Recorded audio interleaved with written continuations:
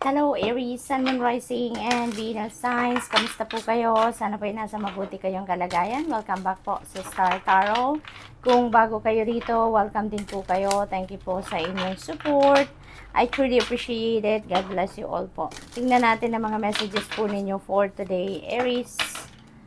Una mensahe po ninyo dito, the full energy. So, napakaganda nito. This is the beginning of something, no? Sa buhay ninyo, you're going to start, no? Something new dito. It could be in any area of life, no? At maaring, yan, sa larangan ng trabaho, maaring sa area ng relationships, maaring leveling up ng relationship ang iba sa inyo dito, or maaring new love and romantic relationship, maaari din naman na bagong career, no? Bagong business venture, no? Bagong belief system. It could be anything, no? Aries, ang maaaring simulan ninyo dito sa buhay ninyo, no? This is a fresh start, no? There is excitement dito for you na, mo yun, magsisimula kayo ng bago, you're stepping into a new chapter in your life, no? There is so much excitement dito para sa iba sa inyo, no? You're feeling that optimism, you're feeling that excitement na magsisimula kayo ng bagong experience, kumbaga, no? So, that's really beautiful. So, ayan. So, what else? For Aries, we have King of Swords. Ayan. So, ang iba sa inyo dito, Aries, ang na-pick up ko lang din dito, no? Siguro, ang iba sa inyo dito, may mga advice din kayo dito na nakuha or napulot, no? From the people na experienced na din, no? Or person of wisdom na, no? Maaring may mga nakausap din kayo dito before kayo na nagdesisyon na pumasok dito sa kung ano man ang bagong sitwasyon na to, no? So, maaaring may mga nag-advise din sa inyo, siguro may mga hiningian din kayo ng opinion or advice nila or kung ano man ang input nila dito regarding sa inyong papasuking bagong sitwasyon. Okay, this is really, really beautiful kasi ang napipick up ko dito, you have that clarity of mind talaga, no? You have that clarity of mind, you have that clear direction of where you are heading or kung ano man yung gagawin ninyo dito talaga sa inyong sitwasyon. So parang malinaw na malinaw sa isip ninyo dito, no? Ang gagawin ninyong pagpasok sa bagong endeavor na to. So good luck sa iyo, Aries, talaga, no? Parang pinag-isipan ninyong mabuti ito, pinag-desisyonan nyo talaga to ng buong-buo ang inyong loob at ang inyong isip dito, no?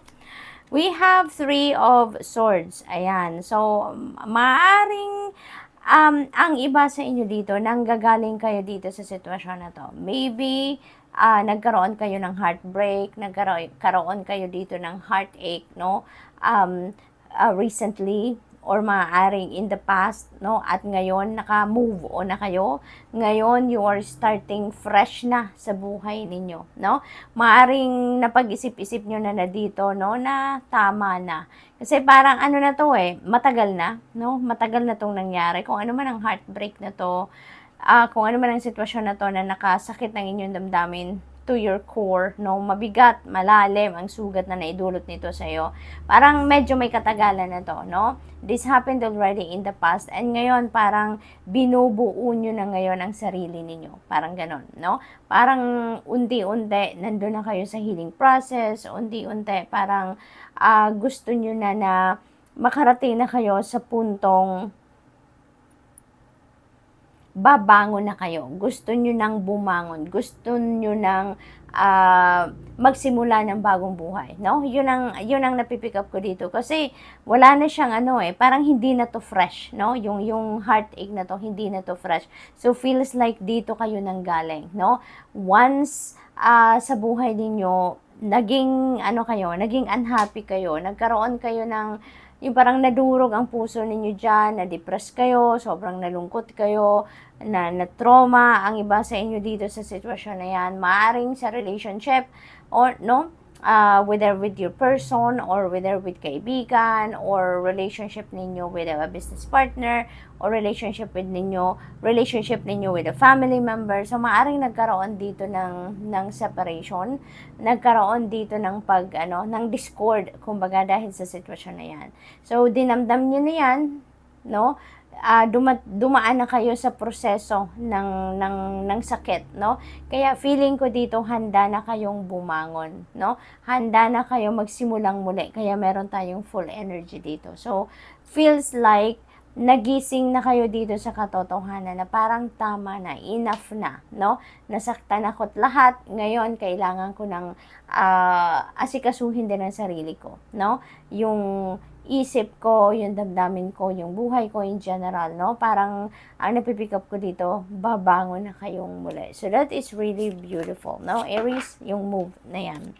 We have Eight of Swords. Ayan. So, ito talaga ang ganap dito sa inyo, no? Ang pakiramdam ko dito, ito yung mga naramdaman ninyo, no? In the past, no? Maaring matagal na to, mga months ago na to, or maaring years ago, or maaring ang iba sa inyo dito, kahit matagal na yan, parang masyado kayong na prevent, no, ng heartache na yon, ng heartbreak na yon, ng sitwasyon na yan na nakasakit ng inyong damdamin. Masyado kayong nakulong, no, ng sitwasyon na yan, doon sa kalungkutan, doon sa frustration, doon sa feeling ninyong naging powerless kayo or hopeless kayo in a sense, no? Maring nakulong kayo dyan for quite a while. Pero ngayon, ano, with the advice of kung sino man ito sa buhay ninyo, si King of Swords, maaring nalinawan ang inyong isipan, no? Maaring nagkaroon kayo dito ng clarity of mind, nagkaroon dito ng direction muli ang buhay ninyo, at papunta na kayo sa pagsisimula, sa fresh start sa buhay ninyo, Aries. So, makakabangon na kayong muli. Makakawala na kayo dito sa restrictive energy, sa takot, no? Sa powerlessness na nararamdaman ninyo, no? Recently or in the past. So, that's really good kasi ano na kayo, palabas na kayo sa sitwasyon na yan, no? Handa na kayong magbagong buhay.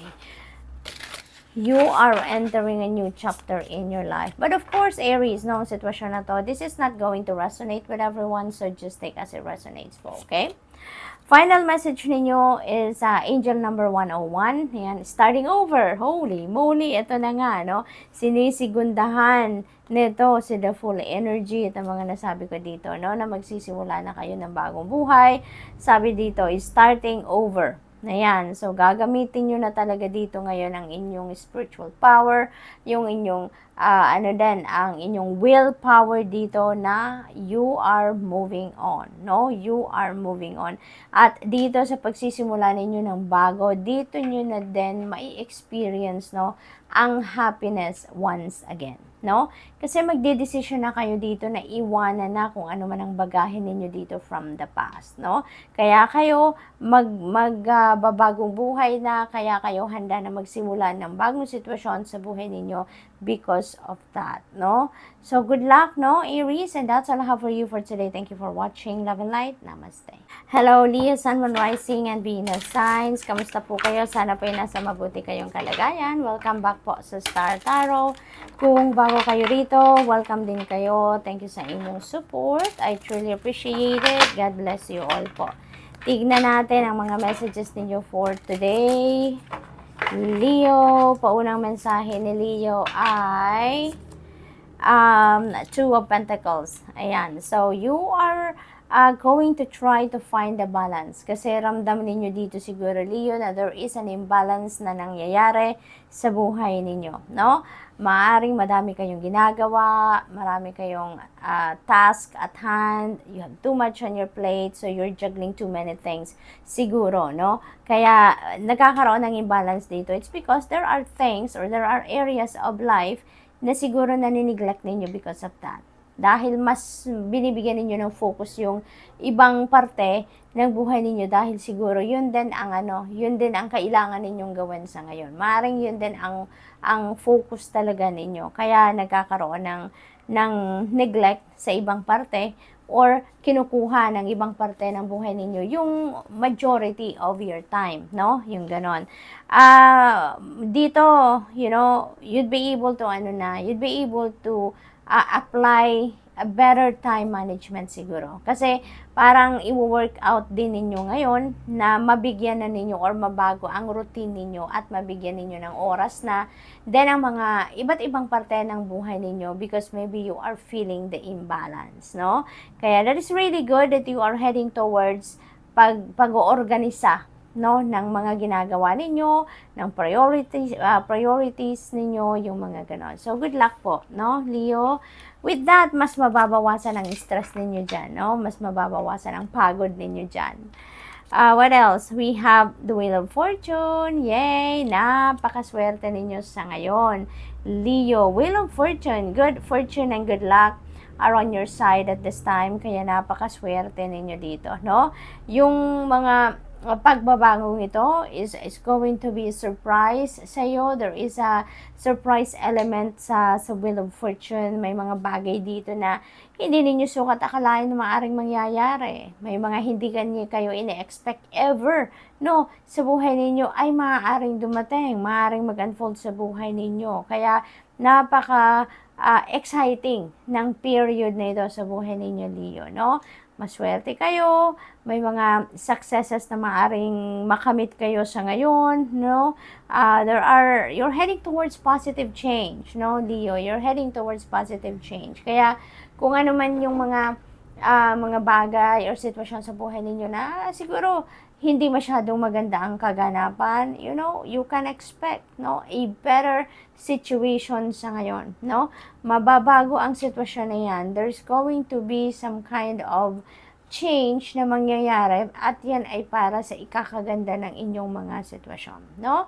Pagdating naman sa, siguro ang iba naman din sa inyo, no, tumataya sa mga game of chance, maaring ito din yung period wherein siswertehin din kayo dyan, no? So, good luck din sa inyo pagdating sa bagay na yan, Leo. We have Knight of Cups. Ayan. So, there is an offer of love dito, no?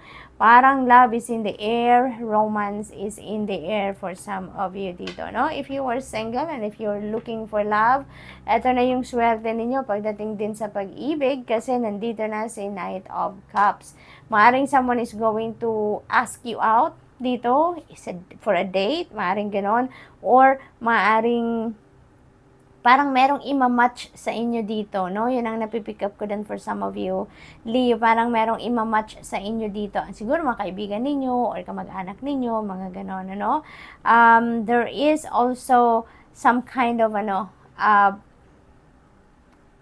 apology, no? Na maaring dumating, no? Maaring merong taong mag-apologize sa inyo dito, maaring ganon. Or siguro din, no, for some of you, maaaring kayo, siguro dito yung mag-apologize din sa iba. So, whichever applies, no, yun ang kunin ninyo. If not, just leave it because ibig sabihin yung mensaheng yan ay hindi para sa'yo, no? We have judgment energy. Ayan. So, this is the time na makailangan na ninyong magdesisyon, no? This is judgment call, no? Dito na panawagan sa inyo. Dito, there is an important decision that you are facing right now. May mga issue dito na kailangan nyo ng solusyonan. May mga issue dito na kailangan nyo ng kumbaga pagtrabahuan, no, at ayusin, no? And with the Wheel of Fortune energy dito, looks like magiging smooth to na pagdedesisyon ninyo. Maaaring makapag-isip agad kayo dito ng isang magandang solusyon or makakapag-isip kayo dito kung ano ang magiging desisyon ninyo na mas magiging maayos at mas ikakaganda ng inyong sitwasyon, ano? There could be forgiveness din dito. Kanina, 'di ba, merong apology. So maaaring ang iba sa inyo dito is also ready na, no? Maybe you're opening up yourself na din dito para sa pagpapatawad. And for you also to move forward na din sa buhay ninyo, maybe talagang mag-forgive kayo or maaaring kayo ang hihingi talaga ng forgiveness from other people, no? So, good luck to that. Tignan natin kung ano ang final message ni Leo.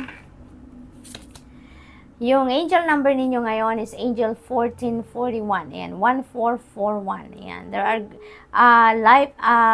goals ngayon na maaaring gagawin kayo, maaaring bago. Maybe you are going to set new goals dito that could be mga long-term goals siguro dito ang gagawin ninyo, no? Maaaring magsaset kayo ng new intentions, yung mga ganon. Maybe you're also going to focus on personal development, mga skills development, mga reinvention ng sarili ninyo, maaaring you're going to be focusing on that as well. So, good luck po, and that's all I have for you for today. Thank you for watching. Love and light. Namaste. Hello, Sagittarius, Sun, Moon, Rising, and Venus signs. Kamusta po kayo? Sana po ay nasa mabuti kayong kalagayan. Welcome back po sa Star Tarot.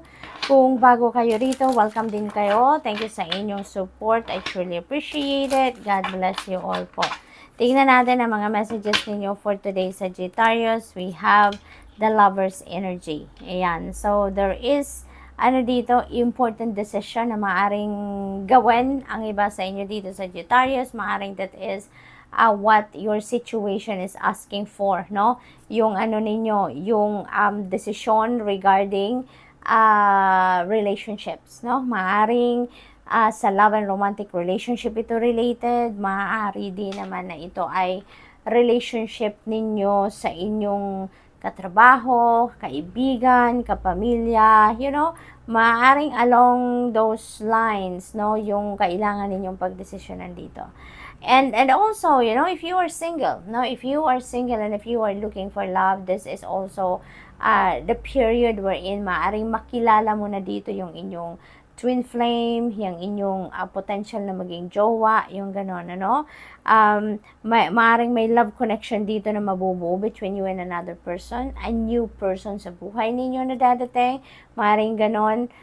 Kung nasa relationship na kayong dati, maaaring this is the period also na mag-level up, no, ang inyong relationship, mag-level up ang inyong partnership in love, no? Maaaring ganun din ang ganap dito. Maaari din na this is strengthening then your relationship, no? Yung samahan ninyo ng inyong person, maaring mas harmonious sa ngayon, mas magiging passionate siguro, mas magiging healthy ang inyong relationship because maybe there is going to be balance, no? Sobrang magandang samahan ang magkakaroon kayo dito with your person. We have the world energy, beautiful. Panahon ito ng accomplishments, panahon ito ng achievements, panahon ito ng successes, panahon ito ng celebration ninyo, no? Celebration ito ng inyong mga tagumpay, no? May mga trabaho kayo dito magtatapos na. Maaring may mga, kasi endings and beginnings din ang sitwasyon ni the world energy, no? There are going to be endings. It's because natapos nyo na, no? May ending yan, it's because na-accomplish nyo na natapos nyo na, gagraduate na kayo, yung ganun ba, no? So, you are about to start something new, no? After ng completion, you are heading to another endeavor, to a new endeavor, at leveling up dito ang kung ano man ang inyong mga pagkakaabalahang bago, no? So that is really beautiful kasi meron kayong isasarang pinto because that is already completed and you are heading towards something new, a new phase in your life. Magsisimula na naman kayo ng panibagong yugto sa buhay ninyo, no? For others of you, there could be travel as well, Sagittarius. Maaaring yan ay travel by air, no? Malayo-layo siguro. Maybe you're traveling the world, maaaring magtutour kayo, or maaaring you are going to travel abroad para sa trabaho. Maaaring meron kayong career opportunity or business opportunity or job opportunity overseas. So, congratulations. So, what else? We have Page of Wands. Ayan. So, this is good news coming in, no, Sagittarius, and that could be related to these opportunities. Maaaring yung mga opportunities na to na papasok sa inyo sa world energy, that could be it. No, maaaring ito na yon ang dadating around this time. So, that is really beautiful kasi kung ano man yan, na mga balitang parating sa inyo, papatayuin ka niya sa kinauupuan mo dahil ma-excite ka, no? Gigisingin ng mga balitang yan ng inyong excitement, ang inyong passion, ang inyong drive, no? Ang inyong um, determination dahil maaaring super exciting talaga ang opportunity na parating sa inyo. You've got to explore new things.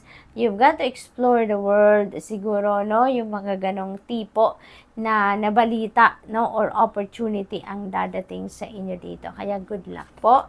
We have 10 of Wands. Ayan. So, there is endings talaga and beginnings, no? Yung energy ng change ay nandito.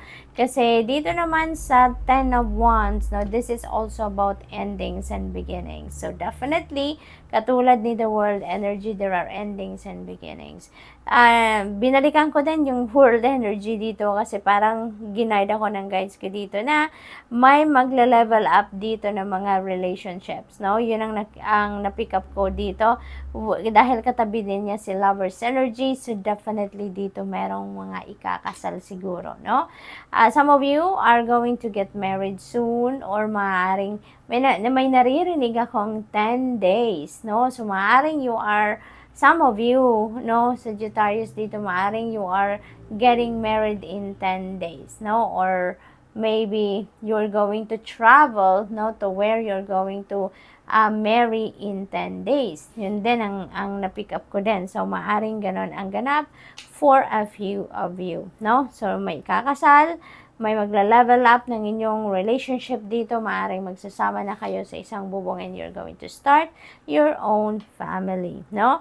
So, balik tayo dito kay 10 of Wands. Ayan. So, maybe, no, kung ano man ang bigat, no, sa dibdib ninyo, sa puso, sa isip ninyo, sa balikat ninyo, kung ano man ang mga nagpapahirap, no, sa buhay ninyo, nagpapa-stress sa inyo, alam mo yun, na parang feeling overwhelmed na kayo sa mga task, sa lahat, sa emotional burden, no, responsibilidad, obligasyon sa pamilya, you know, maaring ano na kayo, bigat na kayo, and now, you know, binaba nyo na, no? Nakikita natin sa card na binaba na ni Kuya ang lahat ng wands na dati bit-bit niya or karga-karga niya yan sa kanyang balikat. Ngayon, nakalagay na sa lupa because handa na siya ditong asikasuhin ng kanyang sarili. Handa na siyang ibigay naman sa sarili kung ano ang deserve niya, no? He deserves life as well after work, after obligasyon sa pamilya, yung mga ganon. Kasi parang nawala yan sa kanya because na-overburdened siya, no? Ang dami-dami niyang ginagawa. Maybe, ang iba sa inyo dito, Sagittarius, has been working for, long hours, overtime siguro kayo. You were given a lot of tasks, no, sa trabaho, overbearing boss ang you're dealing with, or sa pamilya, no? Ang dami-dami ninyo sigurong obligasyon na ginagampanan. Kaya parang napagod kayo, na-stress kayo ng todo dito, no? At binaba na ninyo yan. Binaba nyo na, give up nyo na yan, or maybe kinausap nyo na yung mga tao sa paligid ninyo that maybe you are asking for help. Kailangan ninyo ng tulong dyan, kailangan ninyo ng support. It's because it's too much, no? So, maaaring gano'n na naging sitwasyon dyan, no? You are heading towards a new routine dito sa buhay ninyo, no? Na ngayon, meron na kayong panahon para sa sarili ninyo. Meron na kayong panahon para alagaan naman ninyo ang inyong sarili. Anuhin naman, makapag-unwind naman kayo, makapag-relax, no? So, tignan natin kung ano ang inyong final message.